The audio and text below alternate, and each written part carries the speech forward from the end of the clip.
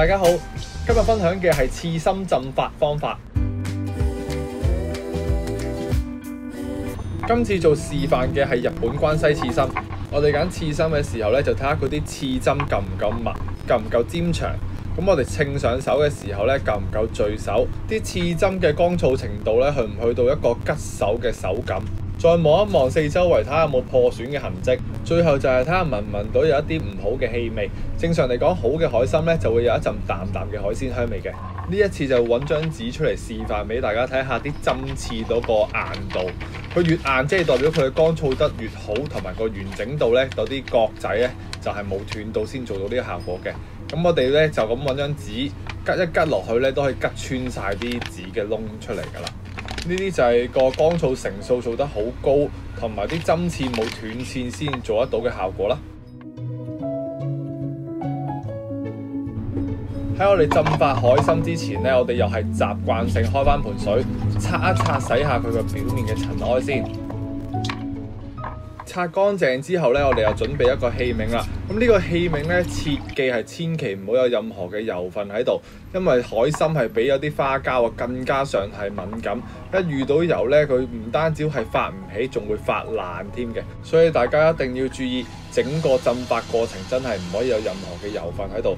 如果唔係呢，就嘥錢嘥時間嘥心機㗎啦。咁我哋啲水呢，浸過晒啲海參面就可以放埋一邊，期間換1至2次水，到夜晚冚翻個蓋，放翻入雪櫃就可以㗎啦。話都冇咁快又過咗一晚啦，我哋而家就開個蓋睇下咩環境先。咁而家我哋望都會望到呢啲海參已經係漲身咗好多，肥仔咗好多嘅。咁摸上手呢啲刺呢就會軟身晒㗎啦。咁但係今日呢，我哋最主要係睇翻佢個肚呢夠唔夠軟身。點先為之軟身呢？就係把鉸剪可以剪得入佢，咁就為之軟身啦。咁我哋今日呢撳落去就比較硬一啲，所以就改唔到佢啦。咁我哋今日呢就淨係換水，冚翻個蓋，放翻入雪櫃，聽日再處理佢啦。又到咗第3日啦，我哋又攞佢出嚟睇下咩狀態先。咁今日同琴日比呢，又再漲身咗，肥仔咗好多啦。撳落去嘅時候呢，就會彈手好多，同埋呢就已經撳得入個肚度啦。即係我哋一陣呢，就可以剪肚，攞埋啲內臟出嚟做第2個工序啦。而家就開始剪肚啦。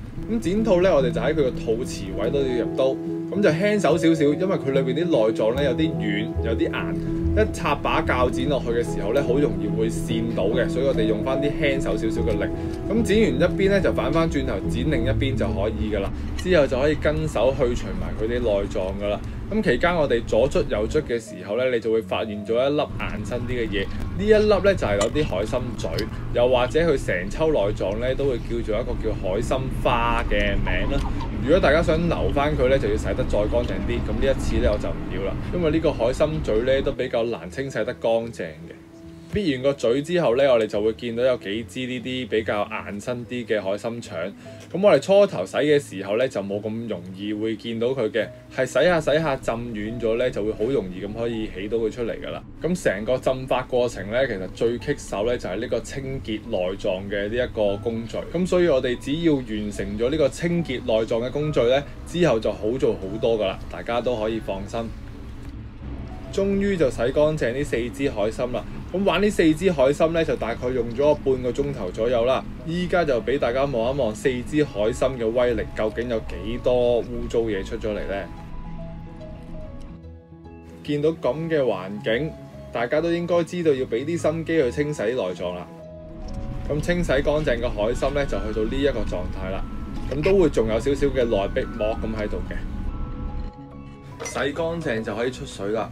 咁我哋都係水未滾咧，就放晒啲薑葱入去，由得佢煮一陣出下味先。水滾咧，我哋就可以放埋啲海參落去，較翻一個中大火煲5分鐘。滾咗5分鐘之後咧，我哋就可以將佢熄火冚蓋，焗2至3個鐘頭到，直至放涼為止。放涼之後咧，我哋就可以將啲海參全部都夾晒出嚟啦。啲海參出完水又夾晒出嚟之後呢，我哋就要做第2次嘅清潔啦。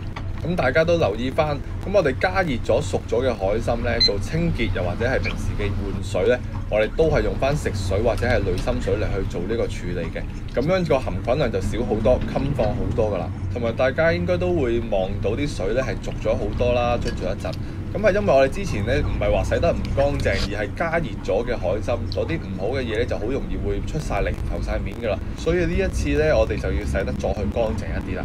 同埋如果呢一個步驟咧做得好咧，洗得夠乾淨咧，咁我哋之後浸發時候嘅水咧都會特別清嘅，同埋唔會話有啲咩特別唔好嘅味啊，搞到啲海參唔靚噶啦。所以只要我哋呢一個步驟做得乾淨企理咧，日後嘅浸發咧就唔會有咁多古靈精怪嘢發生噶啦。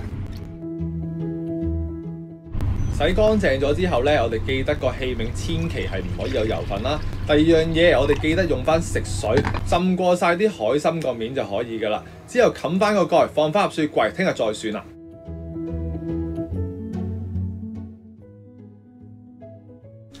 又到咗第4日啦，咁我哋又攞出嚟睇下咩狀態先。好啦，大家都應該好清楚咁望到有咁細隻發到咁大隻啦。咁同埋咧，而家都比較軟身彈手。咁我哋發脹咗之後咧，望翻啲刺咧都會長咗。咁呢啲就係發脹咗咧，就會一目了然，可以見到佢啲刺齊唔齊、夠唔夠密。如果有齊有密，呢就係好嘅刺身啦。咁我哋呢個時候咧，換翻清啲水，冚翻個蓋，放入雪櫃，再發多一晚。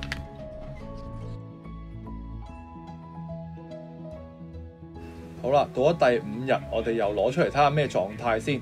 咁而家揸上手咧，就會比琴日咧係會軟身啲，但係就唔係話代表佢唔夠彈喎，只不過係講緊佢琴日個狀態係彈過頭，所以先浸多日嘅啫。咁所以我哋越浸佢咧，就會越軟身啦，同埋會越大隻嘅。咁大家自己控制就可以噶啦。同埋如果中意食啲勁彈口感嘅朋友咧，其實呢個狀態就非常之咁啱，可以印翻乾水保存噶啦。咁如果想食正常得嚟偏彈一啲嘅口感呢，咁就要好似我咁，再去換水，再發多一晚啦。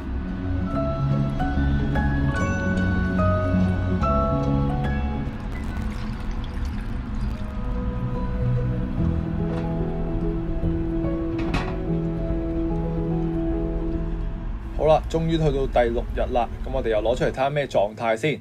咁放上手去度呢，其實已經係差唔多係一隻手板咁大噶啦，所以千祈都唔好睇小佢未發之前係咁細隻嘅，發起咗上嚟呢，就大概3、4倍到啦。咁而家個軟硬度呢，嗰個彈力呢，其實冇琴日咁彈噶啦，但係呢一種就係正常得嚟偏彈一啲嘅口感啦。咁如果想再食腍一啲、軟身一啲嘅呢，我哋就再換水，再去浸發多一晚呢就可以噶啦。咁一般嚟講呢，呢一種口感呢，就已經係較為大眾化，多啲人接受噶啦。就即係偏彈牙一啲啦。